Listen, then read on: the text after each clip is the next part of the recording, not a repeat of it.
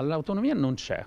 L'autonomia è una balla che è stata raccontata da Salvini. Prevedete, la Meloni è molto sveglia, Salvini un po' meno. Quindi che cosa ha fatto la Meloni? Gli ha detto: tu appoggiami il premierato, io ti do l'autonomia. Peccato che per fare l'autonomia servano centinaia di miliardi di finanziamento dei LEP che non sono previsti. Quindi il risultato è che Salvini può raccontare al nord l'ennesima balla, cioè che c'è l'autonomia. In realtà l'autonomia non c'è, intanto ha avuto la firma sul premierato. Però il Veneto è voluta l'autonomia. E certo, lo so che è voluta, ma se tu gli racconti che ce l'hai e non ce l'hai, lo prendi in giro. Io fossi un veneto mi arrabbierei parecchio. Inizia a Vicenza la presentazione del leader di Azione e dei candidati della circoscrizione nord-est per le europee, Lara Bisini, imprenditrice vicentina, e Carlo Pasqualetto, consigliere comunale di Padova.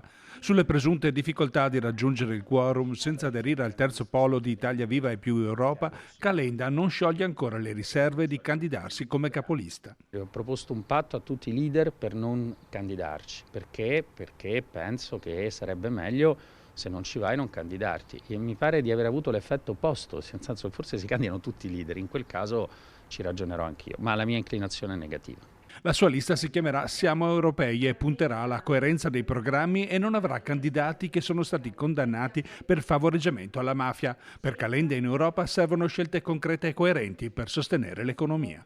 Oggi ho fatto un incontro con gli agricoltori. Il Green Deal nella sua componente, e non solo, industriale e agricola, è demenziale. Noi abbiamo votato contro. Perché? Perché tu non puoi raccontare agli agricoltori che devono smettere di usare i fertilizzanti senza sapere come sostituirli, e abbiamo fatto un po' di calcoli, questo vorrebbe dire la caduta del 40% della produzione agricola.